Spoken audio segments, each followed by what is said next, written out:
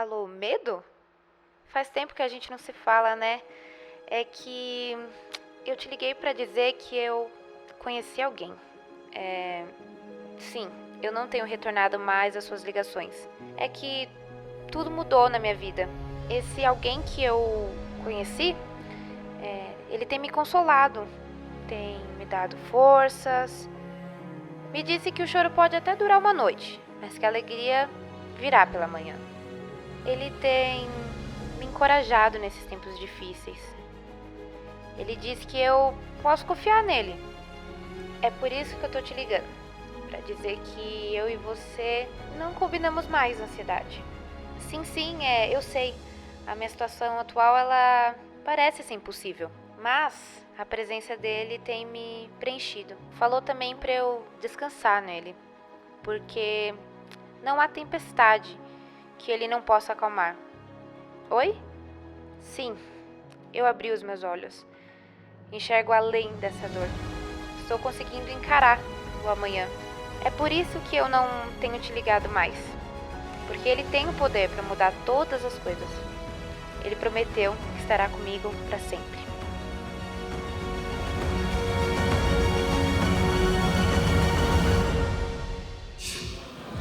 Sejam muito bem-vindos à Igreja Red. Antes de mais nada, eu gostaria de dizer: uau, como vocês estão bonitos hoje. Vocês estão muito mais bonitos. O inverno deixa a gente mais bonito. Não sei você, mas eu estou muito feliz. Finalmente uma frente fria, né? Para a gente poder buscar lá no armário aquele casaco que a gente comprou para usar lá em Gramado uma vez na vida. E agora a gente pode usar de novo, cheiro de naftalina no ar, né? Mas hoje nós estamos encerrando essa série de mensagens chamada A Espera de um Milagre. Desde o início em que Deus foi me movendo na direção dessa série, eu percebi o porquê. Nós temos vivido no meio de tragédias, nós temos convivido com inúmeros problemas e dificuldades ao nosso redor. Cada dia mais as notícias são piores, o cenário é caótico. E muitas vezes isso nos faz esquecer quem é o nosso Deus, quão grande é o nosso Deus, quão poderoso é o nosso Deus e quão cuidadoso é o nosso Deus, como Ele se importa com as nossas vidas. E o objetivo dessa série foi, diante desse cenário, relembrar quem Ele é, relembrar o seu poder, relembrar os planos perfeitos que Ele tem para as nossas vidas, relembrar que Ele está conosco, não importa o que aconteça, e assim um convite a renovarmos a nossa fé, a cultivarmos esperança no nosso dia a dia, porque tudo está acontecendo conforme o plano perfeito de Deus. Meu desejo é que através dessa série Deus tenha injetado o ânimo, tenha te feito te despertar e acordar para as realidades que Deus quer te fazer experimentar na tua vida. Sabe, muitas pessoas às vezes me perguntam o seguinte: Tiago, Deus ainda faz milagres? Deus ainda faz milagres? Nós cantamos aqui, Deus é o mesmo. A gente acabou de cantar, Ele é o mesmo, e Ele é o mesmo. Nós falamos aqui sobre a viúva de Sarepta, nós falamos aqui sobre a mulher sunamita. Deus fez milagres na vida dessas mulheres. Nós falamos sobre a cura de Naamã, Deus fez milagres na vida de Naamã. Nós falamos sobre isso, Deus pode curar, Deus pode não curar, mas Ele sempre tem um plano. Deus é o mesmo, essa é a grande notícia dessa série. Deus é o mesmo. O Deus da mulher sunamita, o Deus da viúva de Sarepta, o Deus de Naamã, o Deus de Eliseu, é o mesmo Deus, é o nosso Deus, que continua conduzindo as nossas vidas. E a pergunta que muitos me fazem então é: mas Tiago, Deus ainda realiza milagres? Que muita gente pensa que não, Deus não faz mais milagres. Ele só fez milagres no passado, quando Ele abriu o mar vermelho, quando Ele multiplicou os pães, quando Ele curou o paralítico. Mas hoje Deus não faz mais esse tipo de coisa. Se você pensa assim, você está errado. Deus continua realizando milagres. O problema não está em Deus, o problema está em nós. Sabe por quê? Porque nós não somos capazes de enxergá-los. Quando as pessoas me perguntam, Deus ainda realiza milagres? Eu digo, é claro que sim.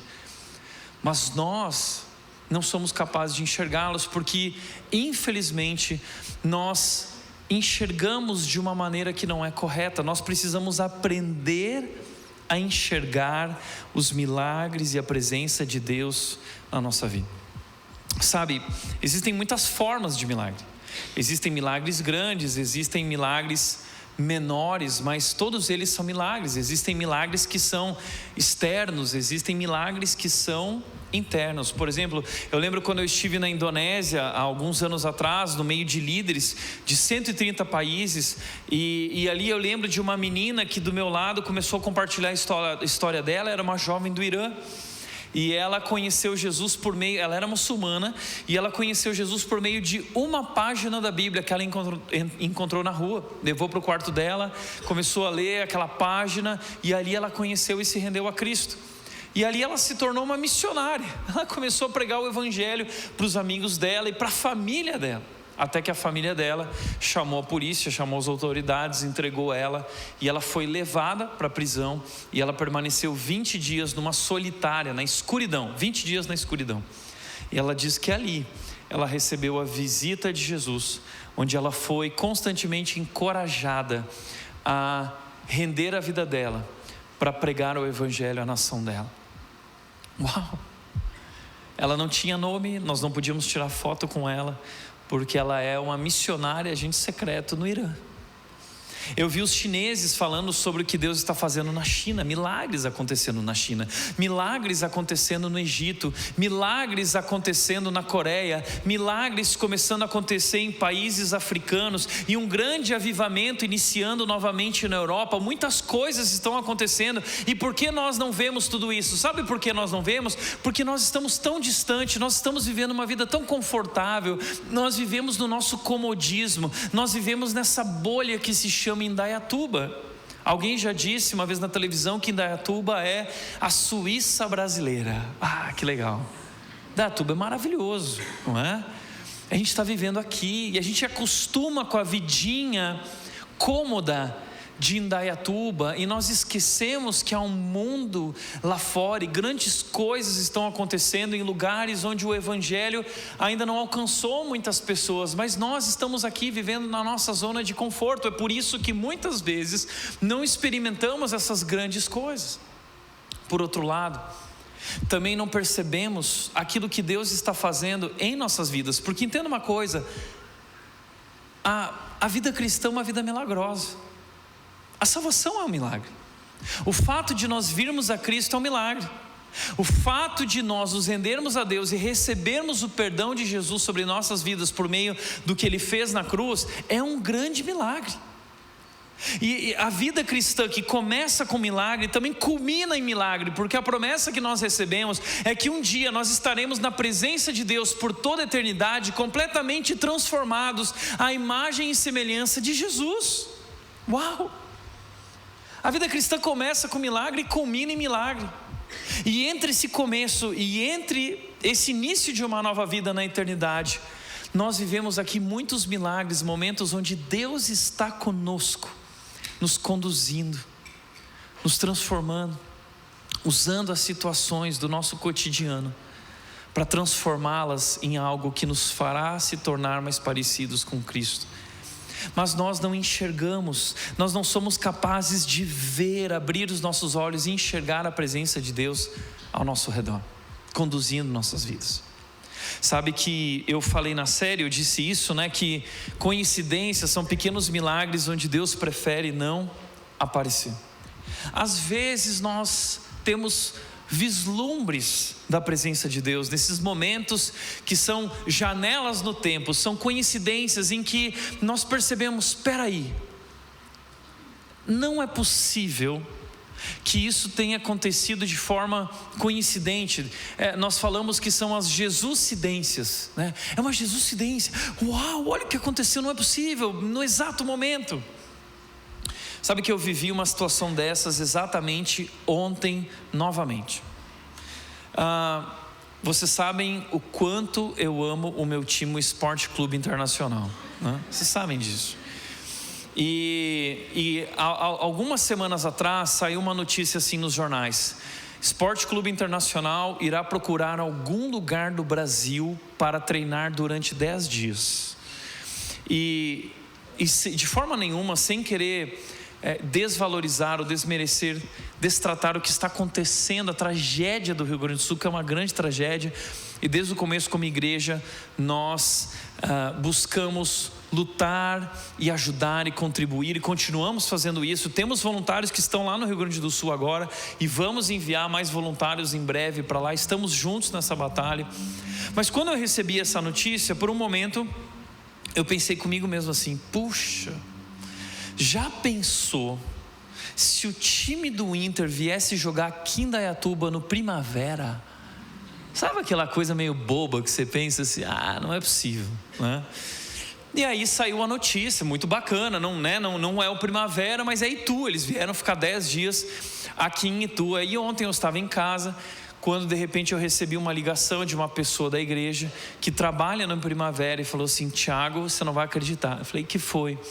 O Inter está vindo treinar aqui no Primavera. O treino é fechado, o treino é exclusivo, só comissão técnica, mas como eu sou daqui do Primavera, pode vir que você vai participar do treino. E fui lá, peguei o Cata, entramos e participamos do treino. Depois também tivemos um tempo aí com os jogadores, entregando o livro. Como pode, né? Essas coisas assim, né?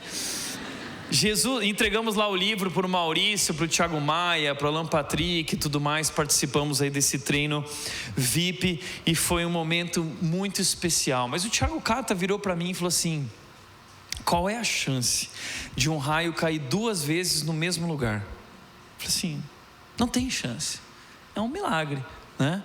Qual é a chance de novamente ter uma experiência aqui em Indaiatuba? Gente, em Indaiatuba não é possível, né? Então, muitas vezes Deus está se movendo na nossa vida e nós simplesmente não somos capazes de enxergar. A pergunta que eu quero te fazer hoje, e através dela, com ela eu quero encerrar a nossa série de mensagens, é: como anda a sua visão? Como anda a sua visão? Sabe que nós homens, eu não sei você, mas eu tenho esse problema. A Nath muitas vezes me pede para buscar algo e eu não encontro. Já te aconteceu isso? E eu fico tremendo de medo quando eu não encontro, né? E ontem mesmo a Nath falou assim: amor, vai lá no quarto da Mel, na primeira gaveta, pega tal coisa. E eu fui lá, eu abri a primeira gaveta e, gente, eu não encontrava de jeito nenhum.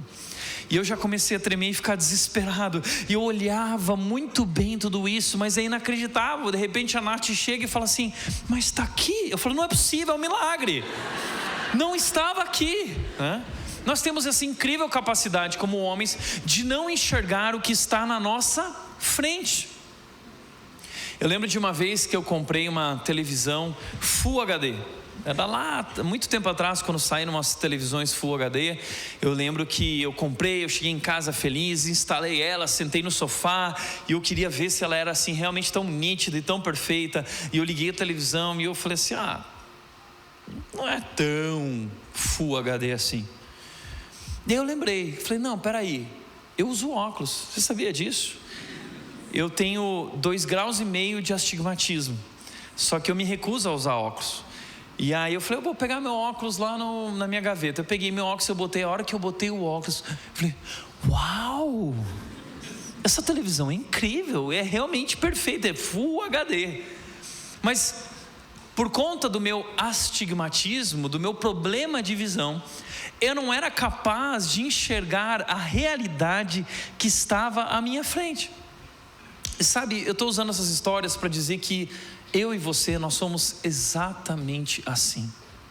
Nós temos um problema que é um problema espiritual, que nos impede de enxergar a realidade ao nosso redor.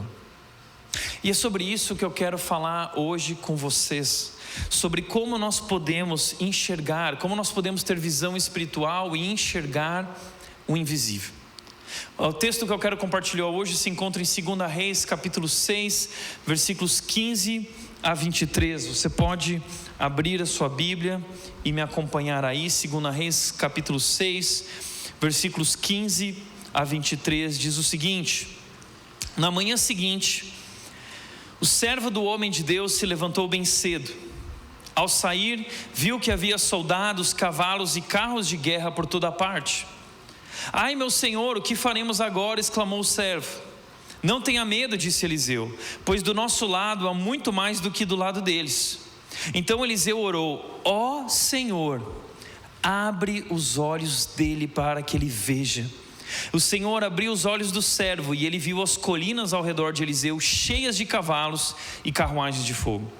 Quando os sírios avançaram na direção de Eliseu, ele orou: ó Senhor, fazem que fiquem cegos. E o Senhor fez que eles ficassem cegos conforme Eliseu havia pedido. Então Eliseu saiu e lhes disse: vocês tomaram um caminho errado. Esta não é a cidade certa. Sigam-me e eu os levarei até o homem que procuram. Então ele os guiou à cidade de Samaria. Assim que entraram em Samaria, Eliseu orou: ó Senhor, agora abre os olhos deles para que eles vejam. O Senhor abriu os olhos deles e descobriram que estavam no meio de Samaria. Quando o rei de Israel os viu, perguntou a Eliseu: devo matá-los, meu senhor? Devo matá-los? Claro que não, respondeu Eliseu. Eles não são prisioneiros que você capturou na batalha. Dê-lhes comida e bebida e mande-os de volta para casa, para o senhor deles. Versículo 23. Então o rei lhes ofereceu um grande banquete e os mandou de volta para casa, para o senhor deles. Depois disso, os invasores sírios não invadiram mais a terra de Israel. Bom, nós estamos encerrando a nossa série com essa história de Eliseu e o seu servo. O que estava acontecendo aqui? Lembre-se que o reino de Israel havia sido dividido, reino do norte e reino do sul. Eliseu é um profeta que foi enviado para confrontar, para encorajar novamente a nação do Israel do norte a se voltar novamente para Deus. Eles estavam vivendo um momento muito complicado, era um cenário caótico. Muitos reis haviam passado frequentemente pelo governo de Israel e de Samaria, e cada rei fez o que era desagradável a Deus. Cada rei fez algo pior. Reis como Acabe, e nesse momento o rei Jorã, que é o filho de Acabe. Esses reis abandonaram a Deus, instituíram a idolatria em Israel. Eles trouxeram a adoração de outros países, de outros deuses, falsos deuses e ídolos, como Baal, como Azerá. Isso fez a nação de Israel cair num declínio espiritual, e através desse declínio espiritual eles mergulharam em problemas, em conflitos, em aflições, em corrupção, em injustiça. Um cenário realmente caótico. E Deus, para fazer o seu povo acordar, permitiu que a Síria atacasse Israel. Esses conflitos entre a Síria e Israel duraram mais ou menos 120 anos. 120 anos de conflitos, quando a Síria vinha e assolava e desolava as terras de Israel, levando embora alimentos, sequestrando jovens, destruindo vidas, destruindo famílias. Eles estavam passando por momentos muito difíceis, até que Deus curou um tal de Naamã, que era o general do exército sírio. Lembra da história? Vimos semana passada. Mas aí, provavelmente Naamã já não era mais general, já não estava mais lá com o exército, mas o rei da Síria continuava tentando atacar Israel. Só que algo aconteceu aqui. Aqui nessa história que nós estamos lendo hoje, o conflito internacional interminável de 120 anos vai terminar, vai cessar. Como? O rei da Síria tenta atacar Israel e não consegue, porque toda vez que ele tenta atacar, Deus fala com o profeta Eliseu e diz: Eliseu, o plano do rei Ben-Hadad é o seguinte. E Deus descreveu o plano militar detalhadamente. Então todos os planos militares, todas as estratégias militares do rei não davam certo, porque Eliseu ficava sabendo e Eliseu ia compartilhar com o rei de Israel, que era Jorã. E aí o rei da Síria fica indignado. Eles estão perdendo todas as batalhas. E ele fala o seguinte na corte dele: peraí, entre nós deve haver um espião, porque não é possível que eles conhecem todos os detalhes dos meus planos. Quem é o espião aqui? E alguém levanta a mão e diz: ó, querido rei, não é um espião, é um profeta poderoso. Israel tem um profeta poderoso que sabe todas as tuas estratégias, porque há um Deus lá que fala para ele. E é por isso que eles têm ganhado todas as batalhas. Então o rei falou o seguinte: então nós precisamos matar Eliseu, Precisamos neutralizar esse profeta. Vamos reunir todas as tropas. E eles reuniram todas as tropas, todo o exército foi mobilizado, preparado, equipado para cercar Eliseu e matá-lo. Então eles chegaram numa cidade chamada Dotã, que era uma pequena cidade, uma espécie de vale, e eles cercaram a cidade com aquele exército poderoso. O servo de Eliseu, quando acordou pela manhã, estava fresquinho, levou aquela xícara de café para fora. Ele estava dando um gole de café quando ele olhou e viu que os exércitos estavam espalhados ao redor de Dotã. E ele ficou desesperado. Então Eliseu vira para ele e diz assim: não se preocupe, está tudo bem, não tenha medo. E o servo de Eliseu diz assim: como assim, olha aí, nós vamos morrer. Acabou, Eliseu, acabou para nós. E Eliseu diz assim: não, você não está vendo? Eliseu orou: Deus, abre os olhos dele para que ele veja. E o servo então abriu os olhos, sua visão espiritual, e ele enxergou que ao redor deles haviam anjos e carruagens de fogo. E assim, uma grande história aconteceu. Sabe, através dessa história eu descubro que a visão espiritual muda tudo. Existem dois tipos de visão. Existe a visão natural, que nos faz, assim como o servo de Eliseu, olhar para as nossas circunstâncias e enxergar o pior. E existe a visão espiritual, que nos faz olhar para as mesmas circunstâncias e perceber a presença de Deus e o cuidado de Deus em nossas vidas. Então, o que faz que pessoas olhem para a mesma situação, mas enxerguem algo diferente? Essa visão. A visão natural ou a visão espiritual. E essa visão natural ou espiritual é recorrente na Bíblia. Deixa eu te contar algumas histórias. Primeira, quando o povo de Israel deixou o Egito, eles estavam fugindo do faraó. E eles de repente chegaram diante do Mar Vermelho. Eles olharam para frente, eles viram o Mar Vermelho, não tinha como passar. Então eles olharam para trás, e o faraó vinha furioso com o seu exército. Então eles olharam para o lado e eles viram as montanhas e as colinas. Não importa para onde eles olhavam, eles só conseguiam enxergar o pior. Acabou para nós. Mas então Moisés, com visão espiritual que recebeu de Deus, ele dá o passo e o Mar Vermelho se abre e eles passam através do mar. Um outro momento, quando Moisés está diante da terra de Canaã, a terra prometida, que Deus prometeu dar a Israel, Deus envia 12 espias. Moisés envia 12 espias para espiar a terra durante 40 dias e trazer um relatório. Eles passaram lá 40 dias observando e trouxeram não um relatório, mas 2 relatórios. Um relatório negativo e um relatório positivo. 10 espias, a maioria, trouxe um relatório negativo. Visão natural. Eles falaram o seguinte: não tem como. Essa terra tem gigantes. Esses gigantes são treinados, equipados e muito fortes. Nós não temos equipamentos, eles são mais numerosos, nós não temos condições nenhuma. Então o povo de Israel começou a murmurar: Deus, era muito melhor que nós tivéssemos ficado no Egito. Mas outros 2 espias, Josué e Calebe, trouxeram um relatório diferente. E o relatório deles era o mesmo. Há gigantes, eles são treinados, eles têm armamento, mas Deus está do nosso lado. Deus está conosco. Vamos batalhar. Aqueles murmuradores passaram 40 anos do deserto, porque a maldição de Deus foi essa: vocês não vão entrar na terra prometida. Para cada dia que esses homens passaram espiando a terra, 40 dias, vocês vão passar esses dias agora no deserto, porque demorou 40 anos, demorou um dia para tirar o povo do Egito, mas demorou 40 anos para tirar o Egito de dentro do povo. E Josué e Calebe entraram com o povo na terra prometida. Visão espiritual, visão natural. Outro momento, uma outra batalha. O exército de Israel estava no vale de Elá com medo do gigante Golias.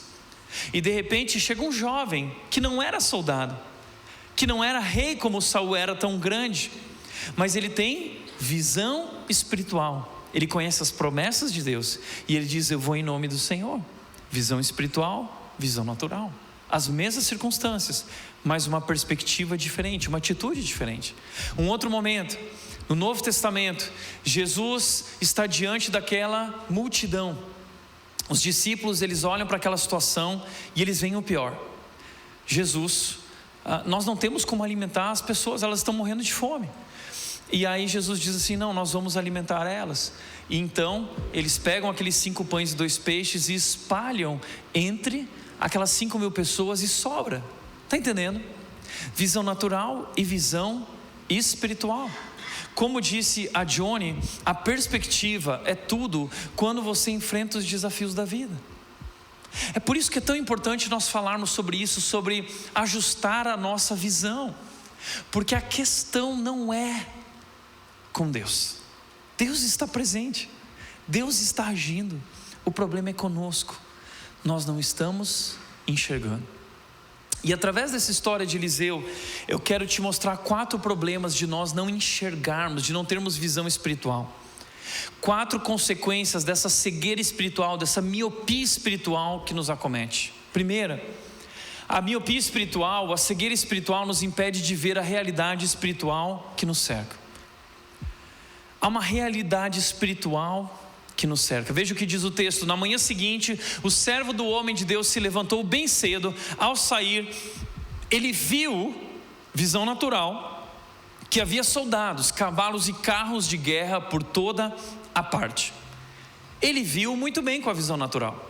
Ele viu que havia um grande exército, um poderoso exército, vitorioso exército, numeroso exército que estava ao redor deles. Ele conseguiu ver os detalhes dos carros, veja só, os carros de guerra espalhados por toda a parte.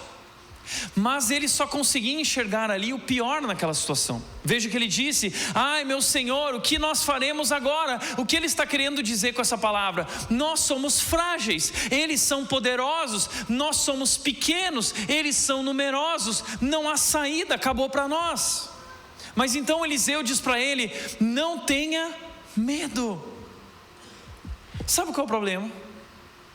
Quando nós olhamos com essa visão natural, sem visão espiritual, nós somos tomados pelo medo, pela preocupação.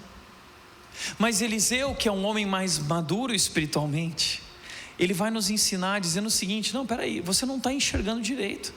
E ele diz: pois do nosso lado há muitos mais do que do lado deles. Eliseu sabe, ele enxerga a batalha. Eliseu, ele sabe que estão em guerra, mas Eliseu é capaz de enxergar que do nosso lado existe um exército muito maior e mais poderoso, cavalos e carros de guerra com fogo. Você consegue imaginar isso? Deixa eu te fazer uma pergunta: o que te causa medo? O que te causa medo? Talvez a circunstância hoje na sua vida que te causa medo é um relacionamento, talvez o teu casamento.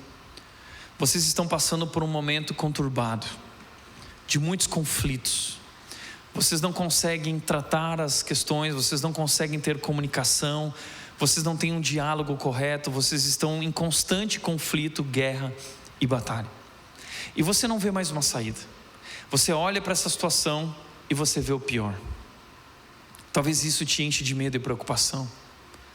E você não é capaz de enxergar aquilo que Deus pode fazer. Talvez você no seu trabalho, talvez você tenha medo por algo que está acontecendo lá no trabalho. Você está passando por um momento difícil, você tem sido cobrado e você não vê saída. Você olha para a sua situação e você somente vê o pior.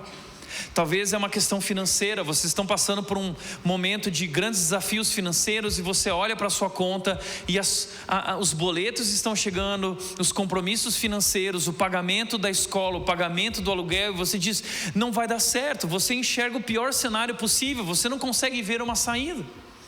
Talvez você vai precisar deixar Indaiatuba, você ama esse lugar, você conheceu pessoas, você tem servido na igreja, está contente aqui, e agora por conta de um desafio você vai precisar se mudar para um novo lugar, e você olha para essa mudança e vê o pior cenário possível. Talvez você está enfermo, talvez você foi acometido por uma doença, e você vai ter que passar por um tratamento agora. Talvez você vai ter que passar por uma cirurgia, e você está com medo, porque quando você pensa nisso tudo, você só consegue pensar no pior. E esse medo te impossibilita de enxergar que além daqueles médicos que estão cuidando de você, existe um grande médico que está conduzindo a sua vida, cuidando de você. Você está entendendo que o que acontece na nossa vida é que a cegueira espiritual, ela gera esse medo, essa ansiedade que ofusca a nossa fé, ofusca a nossa visão. O que é fé? A gente precisa falar sobre fé, porque infelizmente as pessoas pensam que fé é positivismo. Fé é acreditar que vai dar certo. Você tem que acreditar que vai dar certo. Você tem que mentalizar, né? E aí você tem que declarar que vai dar certo. Isso não é fé. Isso está longe de ser fé. Fé não é acreditar que vai dar certo. Fé é acreditar que dando certo ou errado, Deus está no controle. Fé é entender que curado ou não curado, Deus tem um plano perfeito. Deus está com você. Deus é soberano. Deus é poderoso. Deus é o mesmo. Isso é fé. E fé é enxergar a realidade ao nosso redor, além daquilo que nós podemos ver, além das circunstâncias que se colocam contra nós. Perceber que maior é aquele que está conosco do que aquele que está do outro lado. Fé, como disse a Johnny, que nós conhecemos na pregação da semana passada, ela disse: fé significa ter certeza do que esperamos agora, significa saber que algo é real neste momento ao seu redor, mesmo quando você não o vê. O autor de Hebreus disse no capítulo 11, no versículo 1, fé é a certeza das coisas que não se veem. Fé, em outra versão na NVT diz, é a convicção daquilo que eu não vejo. Eu não vejo, mas eu tenho convicção que está aqui ao meu redor, porque eu creio naquilo que Deus disse. Isso é fé. Mas o medo, a preocupação e a ansiedade ofuscam a nossa visão, nos impedindo de enxergar a verdade e a realidade ao nosso redor. Em segundo lugar, o medo, a cegueira espiritual nos faz subestimar o valor daquilo que é pequeno. Porque quando o servo de Eliseu, ele fala assim, o que nós faremos agora? O que ele está dizendo? Nós somos pequenos e eles são numerosos. Nós somos frágeis e eles são poderosos. Quando nós estamos cegos espiritualmente, nós acabamos subestimando aquilo que é pequeno e insignificante, não percebendo que é na fraqueza que o poder de Deus atua. Quando nós somos fracos é que nós nos tornamos fortes. Na nossa lógica não faz sentido que dois possam vencer um grande exército, mas como disse William Carey, um com Deus é maioria. Essa é a grande lição que Deus está tentando nos ensinar por meio dessas histórias que estão ali na palavra de Deus para nós, como a história de Gideão. Quando Deus envia um anjo lá para Gideão, Gideão estava malhando trigo escondido por conta dos midianitas. E aí chega um anjo para Gideão e diz assim, Gideão, poderoso guerreiro. E Gideão olha com aquela cara assim, eu estou aqui escondido, eu sou o poderoso guerreiro, porque Deus enxerga o nosso potencial, né? E ele disse, olha Gideão, nós vamos te usar para vencer a batalha contra os midianitas, reúne os homens de Israel para a guerra. E aí Gideão foi lá, obedeceu e reuniu 32 mil homens, 32 mil, Mas aí quando eles estavam marchando, Deus disse assim, não Gideão, 32 mil é muito. Gideão disse, como assim Deus, muito? Eles têm milhares e milhares, muito mais, o dobro, o triplo que a gente, 32 é pouco. Deus falou, não Gideão, é muito. Faz o seguinte Gideão, vira para eles e diz o seguinte, quem tiver com medo, volta para casa. 22 mil voltaram para casa, tremendo de medo. Ficaram 10 mil. Aí Gideão está preocupado, fazendo as contas, 10 mil.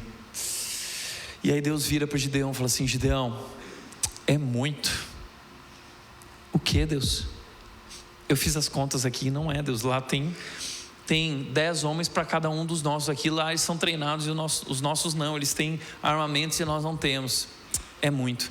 Manda eles tomar água lá e os que tomarem água assim, os assados você vai dividir. Sabe quantos ficaram? 300 contra milhares e milhares e milhares. Sabe quem venceu a guerra? Israel. Porque um com Deus é maioria. 1 Samuel 16, profeta Samuel foi ungir o próximo rei de Israel. Foi na casa de Jessé. Jessé, passa teus filhos. Aí Jessé fez o desfile, mandou o filho mais velho, soldado, experiente. Rodrigo Hilbert entrou, né? E aí Samuel falou assim: pá, é esse aí, né? É esse aí. Deus disse: não é esse. Aí manda o segundo, não é esse. Manda o terceiro, não é esse. Manda o quarto, o quinto, não era nenhum daqueles. E aí Samuel diz assim: acabaram os teus filhos, Jessé? E aí o que Jessé diz? Não acabaram, tem o menor, o pequeno, o mais novo, o caçula. Ele não é soldado. Quando Davi entra, Deus diz assim: Deus não vê como o homem vê. E Davi se torna um grande guerreiro e o grande rei de Israel, não por causa de quem ele é, mas pelo Deus dele, porque o poder de Deus se aperfeiçoa na nossa fraqueza. No momento que os discípulos estão com Jesus, em João 6, na multiplicação dos pães, os discípulos ficam apavorados, eles estão morrendo de fome, e Jesus diz assim: mas o que a gente tem para alimentar o povo? A gente só 5 pães e 2 peixes. Mas Jesus pega aqueles 5 pães e 2 peixes e transforma eles no Macfish, né? E alimenta 5.000 pessoas com Macfish, e diz que sobrou, porque o pouco com Deus se torna muito. Está vendo? Nós precisamos ajustar a nossa visão espiritual para enxergar o valor daquilo que é pequeno, insignificante e frágil. Terceiro lugar, por conta de nossa cegueira espiritual, nós acabamos esquecendo que a nossa vitória já foi conquistada na cruz. Jesus já venceu. Entenda uma coisa: não há uma guerra a ser vencida. Não há. Eu sei, você acha assim: nós estamos em guerra, nós precisamos vencer essa guerra. Não precisamos. Como assim, Tiago? Nós não precisamos vencer essa guerra. Sabe por quê? Essa guerra já foi vencida. Jesus Cristo já venceu. Ele disse que já venceu, ele morreu na cruz e ele conquistou a vitória na cruz. Então entenda uma coisa: esse longo arco da história tende para o bem. No final, o bem triunfa. A vitória não é dos maus, a vitória não é dos corruptos, a vitória não é dos políticos. A vitória no final é do bem. Quem venceu não foi Nero, quem venceu não foi Hitler, quem venceu não foi Stalin, quem venceu foi Jesus. Ele fez o bem triunfar sobre o mal. Então no final a bondade vai triunfar, a graça triunfa, a justiça vai vencer. Essa é a certeza que nós temos. Então a minha pergunta diante daquilo que está acontecendo no Brasil é: por que você tem medo? Por que você tem medo? Sabe por quê? Porque a tua visão é natural. Você não enxerga ao nosso redor. Maior é aquele que está em nós do que aquele que está no mundo. Mais numerosos são aqueles que estão conosco. O bem vai triunfar. Essa força é poderosa. E se Deus é por nós, quem será contra nós? Abra os olhos e veja, enxergue. Jesus Cristo disse: entenda uma coisa, no mundo vocês vão passar por aflições. João 16:33, vocês vão passar por aflições, mas tenham bom ânimo, pois eu venci o mundo. Ele venceu. Não tenha medo, não há o que temer. Está tudo no controle poderoso da soberania de Deus. Nada escapa do controle da soberania de Deus. É Deus que está no controle da sua vida e da nossa história e do nosso país. No final, o bem vai triunfar. No final ele triunfa.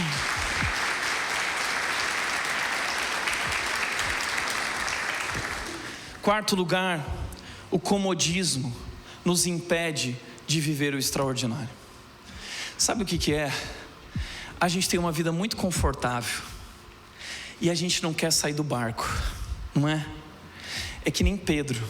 Lembra de Pedro no barco? A gente olha para aquela história dos discípulos e a gente fala assim: Pedro não teve fé, ele afundou. Não, a gente não enxerga o seguinte: Pedro viveu o extraordinário. Porque existiam 12 discípulos dentro do barco e apenas um decidiu colocar o pé para fora, molhar o pé, e Pedro andou sobre as águas. Mas teve 11 caras com medo, com comodismo, na zona de conforto, que não viveram o que Pedro viveu. E sabe, muitas vezes é assim conosco. Nós podemos viver coisas extraordinárias com Deus, mas não viveremos enquanto nós estivermos dentro do barco e não dispostos a caminhar na direção de Jesus. Você está entendendo isso? Deixa eu te contar uma história. Meu sonho era levar a nossa equipe para andar de rafting em Brotas. Eu queria muito desenvolver esse senso de equipe, de unidade, de trabalhar junto, remar junto, e foi muito especial. A diretoria liberou, nós enviamos nossos 25 pastores e líderes para um momento lá em Brotas, e quando nós chegamos em Brotas, estava todo mundo com medo assim, e todo mundo decidiu ir. Porém, a Maristela não pôde participar desse momento. Ela foi junto com a gente, ela foi na viagem, mas na hora de sair lá para ir pegar os botes, o médico da Maristela, a Maristela já tem uma cirurgia do passado, e o médico deu uma recomendação para ela de que aquele não era um esporte adequado para a coluna dela. E a Maristela então decidiu, de forma correta, seguir as orientações médicas, e nós fomos para o rafting. E gente, foi extraordinário, tá? Aqui está uma imagem de um dos botes, acho que foram 3 ou 4 botes, tá? Aqui está o Washington, aqui está o João. Olha a cara do João, isso é visão natural. Ele está vendo a queda, ele diz vai dar ruim, né? Mas tem um outro cara com visão espiritual aqui, é o Gui. Visão espiritual, tá tudo bem, né? Olha só a nossa cara vivendo o extraordinário aqui, né? Eu às vezes me empolgo demais nesses momentos, né? Aqui está a Beth, aqui atrás vocês estão vendo a Beth aqui, né? Meio amassada no meio do bote. E gente, no final foi uma experiência simplesmente incrível. Incrível. Eu nunca vi essa equipe com um sorriso tão largo no rosto.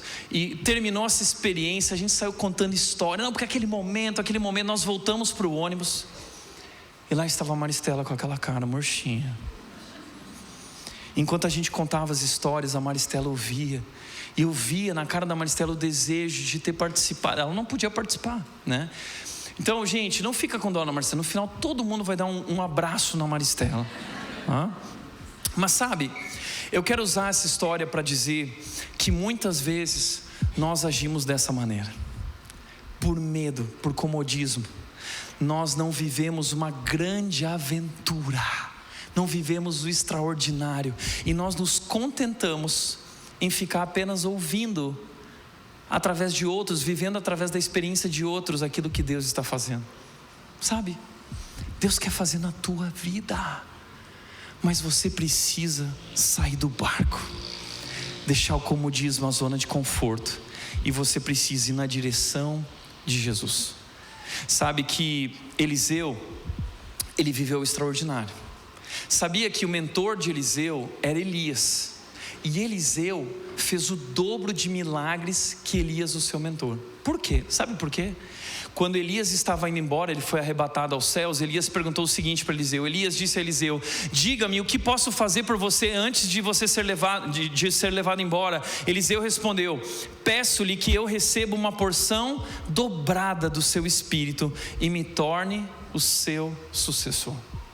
Eliseu esperava grandes coisas de Deus, e ele queria viver grandes coisas com Deus. Ele não se contentava com uma vida na superficialidade, na mediocridade. Ele não estava se achando, ele simplesmente queria ser usado por Deus. Ele queria ser um instrumento nas mãos de Deus, e foi o que ele fez. Nós vimos aqui algumas dessas histórias maravilhosas e poderosas. Mas por quê? Porque Eliseu decidiu ir além, ele decidiu buscar a Deus, ele queria mais. Enquanto nós estivermos vivendo essa mornidão espiritual, nós não vamos viver e ver a realidade espiritual que nos cerca e viver histórias extraordinárias para contar. Havia uma igreja no Novo Testamento que viveu isso. Eles eram mornos. Apocalipse capítulo 3 fala sobre essa igreja de Laodiceia. Deus diz o seguinte: sei de tudo que você faz, você não é frio nem quente. Desejaria que fosse um ou outro, mas porque é como a água morna, nem quente nem fria, eu vomitarei de minha boca. A igreja de Laodiceia era uma igreja rica, era uma igreja popular, era uma igreja numa cidade maravilhosa como a nossa. Mas isso levou eles à mediocridade espiritual, à mornidão espiritual. A cidade ao lado tinha águas quentes, que eram conhecidas por suas termas. A outra cidade ao lado tinha águas que eram frescas, excelentes para se beber. Mas ali em Laodiceia havia um encontro dessas águas, que gerava uma água morna. E aquela água era terrível para se beber. Por isso que Deus diz: estou disposto a vomitar você da minha boca. Mas aí Deus usa essa ilustração da água morna para mostrar como era a atitude daqueles cristãos que viviam um cristianismo morno, que viviam em cima do muro, que estavam vivendo ali na mediocridade espiritual e não estavam vivendo grandes coisas com Deus, nem eram transformados por Deus, eram transformados à imagem do mundo, se conformaram com o mundo. Veja o que diz Hernandes: a igreja de Laodiceia era a cara da cidade. Em vez de transformar a cidade, a igreja tinha se conformado com ela. Os crentes eram frouxos, sem entusiasmo, débeis de caráter, sempre prontos a se comprometerem com o mundo. Prontos para se comprometer com o mundo, mas com a igreja não. Descuidados. Eles pensavam que todos eram pessoas boas, satisfeitos com sua vida espiritual. Era uma igreja popular, satisfeita com a sua prosperidade e orgulhosa de seus membros ricos. Gente, é sobre isso. É gente morna, é gente medíocre espiritualmente. Sabe o que é isso? É crente espectador. A rede está cheia de crente espectador que senta aqui domingo após domingo para ouvir uma mensagem bacana, mas a sua vida não foi transformada por Deus. Gente que está vivendo de ouvir histórias, mas que ainda não experimentou na sua vida esse milagre e o extraordinário. Deixa eu dizer uma coisa com muito amor e compaixão: se você é essa pessoa, esse é o recado de hoje, se você é essa pessoa que apontou uma arma para as pessoas, por favor, nos procure. Nós não vamos revelar seu nome, mas nós queremos te ajudar. Você precisa de ajuda, mas viva o extraordinário. E sabe, esse recado é para todos nós, porque como diz Apocalipse 3,18, eu aconselho a comprar de mim colírio para aplicar nos olhos a fim de enxergar. Sabe o que Deus disse para a igreja de Laodiceia? Vocês precisam comprar colírio comigo, para que esse colírio abra os olhos de vocês, para que vocês possam me enxergar. Tem muita gente aqui precisando usar colírio de Deus e abrir os olhos para enxergar a verdade a respeito da sua vida. Tem muita gente, entenda uma coisa: você não vai alcançar maturidade espiritual, muito menos viver o extraordinário, enquanto você for meramente um espectador passivo aqui aos domingos. Em primeiro lugar, a cegueira espiritual nos impede de ver a realidade espiritual que nos cerca. Segundo, a cegueira espiritual nos impede de usar os recursos que Deus colocou à nossa disposição. 2 Reis 6,17 diz: e Eliseu orou: Senhor, abre os olhos dele para que ele veja. Então o Senhor abriu os olhos do rapaz, o poder da oração, que olhou e viu as colinas cheias de cavalos e carros de fogo ao seu redor. Aquele jovem com sua visão natural não era capaz de perceber os recursos que Deus já tinha disponibilizado para aquela batalha. Assim é conosco. Deus já colocou à nossa disposição inúmeros recursos para nós vencermos as nossas batalhas. Toda a paz que nós precisamos Ele já nos deu, está à disposição. A paz que excede todo entendimento, capaz de guardar nossa mente e nosso coração. Ele já derramou sobre nossas vidas o descanso em Cristo Jesus. Não precisamos provar mais nada para ninguém. Ele já derramou sobre nossas vidas o seu Espírito Santo, que nos enche de amor, de alegria, de satisfação. Todos os recursos que nós precisamos para enfrentar as nossas batalhas nós já temos, mas não usamos, porque somos cegos espiritualmente, não vemos nada à nossa frente. Veja, Deus colocou à nossa disposição a palavra de Deus para nos guiar e orientar. Nós temos a palavra de Deus, um grande recurso no meio de tudo que temos vivido. Nós podemos ler tudo o que está acontecendo a partir da perspectiva da palavra. Isso muda a nossa maneira de viver, de enxergar os problemas e circunstâncias ao nosso redor. O Salmo 119, 105 diz: lâmpada para os meus pés e luz para o meu caminho é a tua palavra. Nós não estamos usando essa luz. Existia um desenho que eu assistia quando era criança, e se você assistia também, isso vai denunciar um pouco da sua idade, né? Que era Thundercats. E aí o Lion, que era o líder dos Thundercats, ele pegava a espada dele no momento que todo mundo estava em perigo e tinha uma luta pela frente. Ele pegava a espada da justiça e ele falava lá: Thunder, que é, sei lá, a espada da justiça. Como é que era mesmo? Aí, ó, Thundercats. Uou! Lembra disso? Gente, obrigado, viu, Flávio? Assim ele podia enxergar através do olho de Tandera a realidade, e assim eles resolviam as questões, os problemas diante deles. Mas sabe, a gente olha para os desenhos e que bacana, já pensou ter uma espada? Peraí, Efésios 6,17 diz: empunhem a espada do Espírito, que é a palavra de Deus.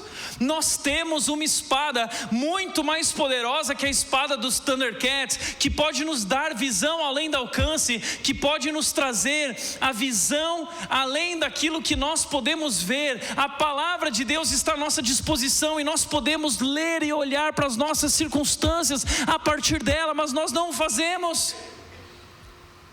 Nós recebemos o Espírito Santo de Deus, que é o nosso consolador. Ele vive em nós para nos consolar no meio de aflições e nos capacitar, colocando sobre nós esse fruto do Espírito de amor, de alegria, de paciência. Tiago, eu estou precisando de paciência, eu vou orar a Deus para receber paciência. Você não precisa orar a Deus para receber paciência, não precisa orar. Sabe por quê? Toda a paciência que você precisa já habita em você por meio do Espírito Santo. Talvez o que você está precisando é apenas abrir espaço para que o Espírito possa agir na tua vida, se alimentar das coisas de Deus. Talvez nós temos a igreja, um recurso de Jesus para nos apoiar e encorajar. Nós temos os irmãos em Cristo para ser suporte e apoio em todas as provações que nós estamos passando. Nós não estamos sozinhos. Nós temos a oração que nos ajuda a experimentar a paz e o descanso de Deus na nossa vida, que excede todo o entendimento. Nós temos tudo.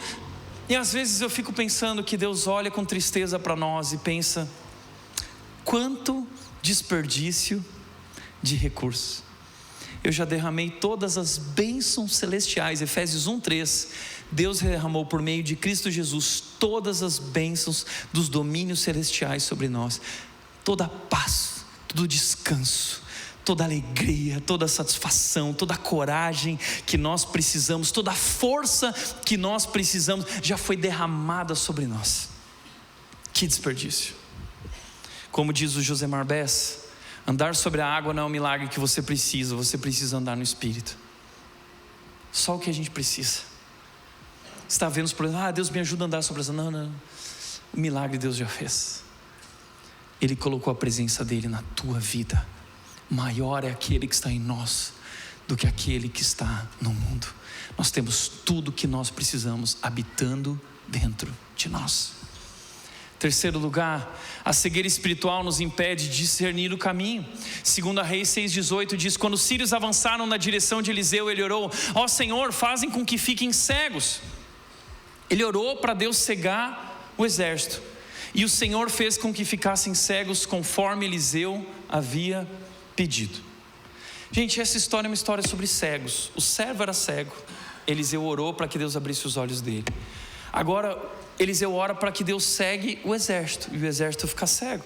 E olha que história de Hollywood. Então Eliseu saiu e lhes disse: vocês tomaram o caminho errado. Eliseu vai lá no meio do exército que está cego e diz: vocês estão no caminho errado. Esta não é a cidade certa. Sigam-me e eu os levarei até o homem que procuram. Então ele os guiou à cidade de Samaria. Samaria era a capital de Israel do norte, onde estava o rei Jorã, rei de Israel. E Eliseu então, de forma hollywoodiana, leva aquele exército cego, poderoso, na direção de Samaria. E então, diz o texto, assim que entraram em Samaria, Eliseu orou: ó Senhor, agora abre os olhos deles para que eles vejam. O Senhor abriu os olhos deles, e eles descobriram que estavam no meio de Samaria.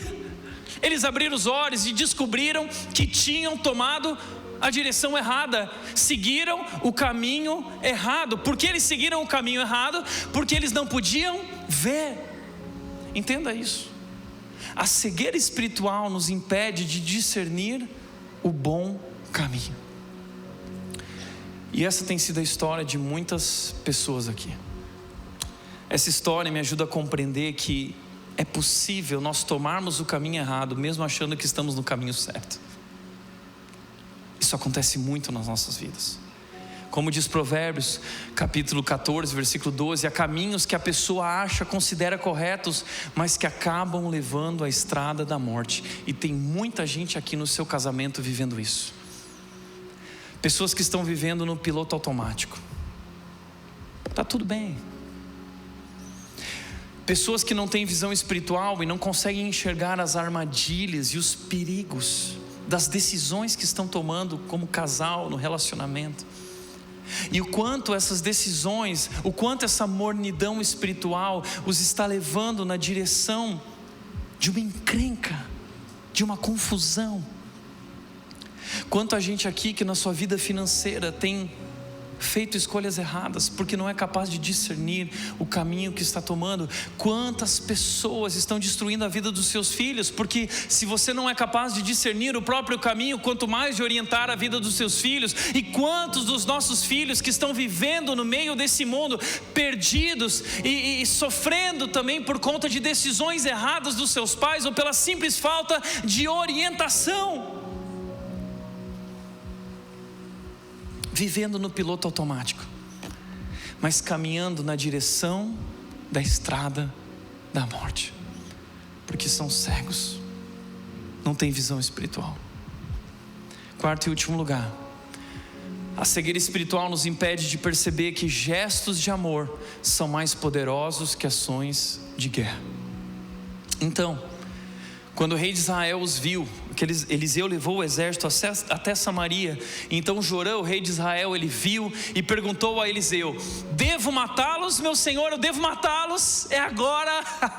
120 anos de conflito, 120 anos de guerra, 120 anos como derrotados, 120 anos de sofrimento, de aflições terríveis. É agora, Eliseu. Nós agora vamos derramar a vingança sobre eles. Sabe qual foi a resposta de Eliseu? A resposta dele foi: é claro que não, é óbvio. Como assim é óbvio? Para nós isso não faz o menor sentido. Acaba de uma vez por todas com eles, Eliseu. Vamos acabar com isso. Deus entregou eles a nós, e agora é a nossa vez de provar que nós estamos certos e quem é Deus. Eliseu diz: é claro que não, porque a lógica de Deus é diferente. O que você vai fazer? Eles não são prisioneiros que você capturou na batalha. Deles o quê? Você não vai dar espada, você vai lhes dar comida e bebida. Comida e bebida, e mande-os de volta para casa, para o senhor deles. Não faz sentido, Eliseu. Mas aí, então o rei lhes ofereceu um grande banquete, e os mandou de volta para casa, para o senhor deles. Depois disso, os invasores sírios não invadiram mais a terra de Israel. Sabe como 120 anos de guerra acabaram? Com um grande banquete de misericórdia. Esse é o nosso Deus. É o Deus que, quando passou por Moisés, que estava na fenda da rocha, Moisés diz: eu quero ver tua glória. Deus diz: quer ver? Então fecha os olhos que eu vou passar. E quando Deus passou, ele disse: eu sou o Deus de toda misericórdia, que estende a sua bondade por muitas gerações. Esse é o nosso Deus. E sabe, essa é uma história sobre cegueira espiritual. O servo era cego e não podia ver. O exército da Síria estava cego e não podia ver. E o rei de Israel estava cego e não podia ver o poder de gestos de amor.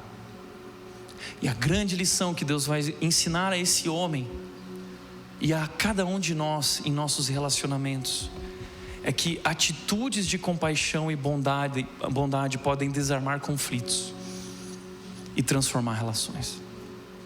Atitudes de compaixão e bondade podem desarmar conflitos e transformar relações. Posso te falar uma coisa? Talvez você tenha vivido uma grande batalha no teu casamento. Essa batalha está se estendendo, e cada dia pior, Porque na nossa mentalidade é olho por olho, dente por dente. Ele me feriu, eu quero que ela também seja ferida. Ela me ofendeu, eu vou ofender, eu vou retribuir o que ele fez. Eu quero que ele perceba que ele errou. Eu vou jogar na cara, eu vou dar um gelo, eu vou me afastar.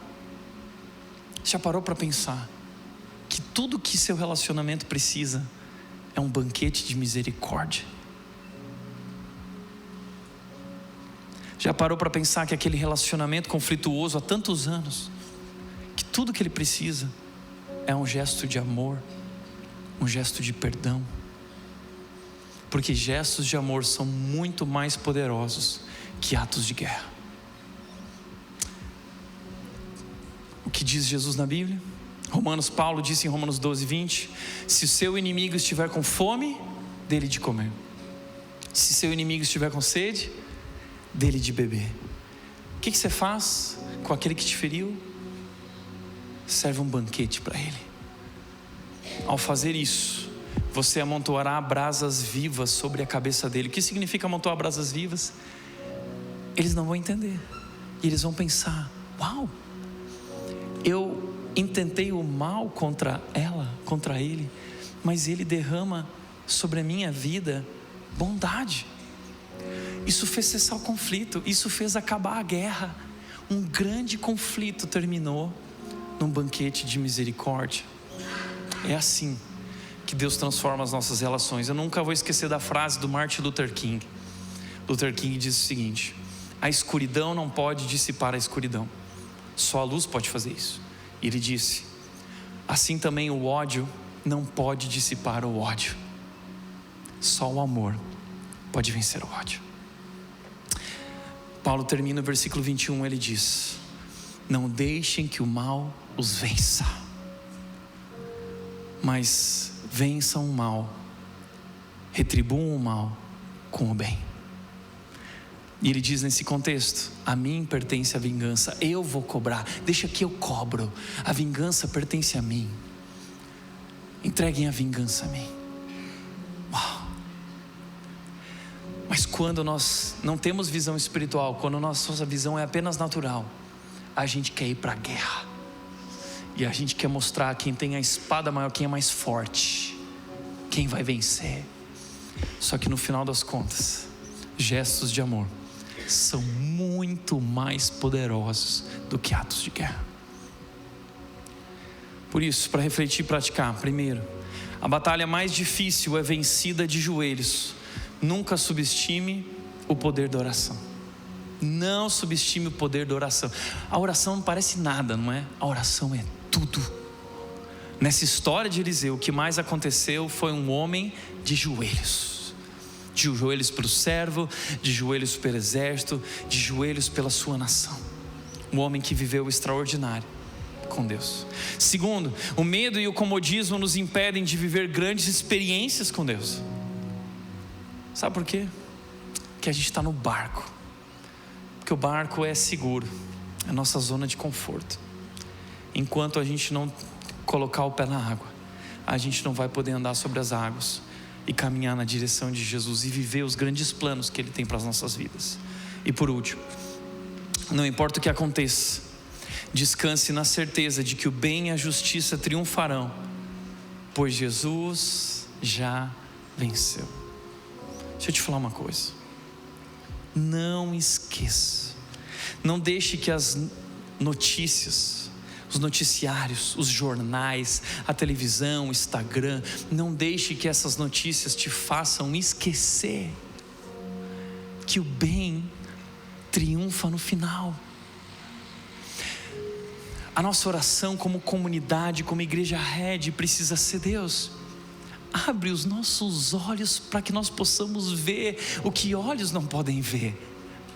Deus, abre os nossos olhos para perceber a Tua presença conosco. Deus, abre os nossos olhos para perceber que há muito mais do nosso lado do que do outro lado. Deus, abre os nossos olhos para perceber que maior é aquele que está em nós do que aquele que está no mundo. Deus, abre os nossos olhos para ver que se o Senhor é por nós, quem será contra nós? Deus, abre nossos olhos para que nós possamos ver o invisível e nós possamos viver os planos que o Senhor tem para nós. Vamos orar isso? Feche os teus olhos.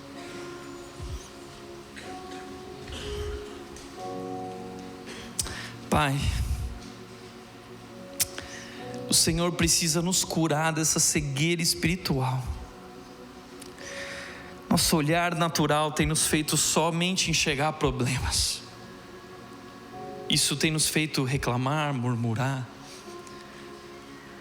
desacreditar, questionar. Mas Deus, hoje nós oramos como Eliseu orou: abre os nossos olhos, coloca o teu colírio da graça nos nossos olhos, para que nós possamos enxergar a realidade sobre a nossa vida, sobre nossas atitudes, sobre a tua presença e o teu plano e a tua vontade para as nossas vidas.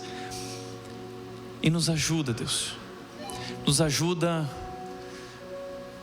a sair do banquinho, dessa postura de espectador passivo, e nos ajuda a entrar no bote, para descer a corredeira sem medo, porque sabemos que o Senhor está cuidando de nossas vidas. Nos ajuda a sair do barco e dar um passo, porque nós queremos caminhar na tua direção e nós queremos viver o extraordinário, os planos que o Senhor tem para a nossa vida.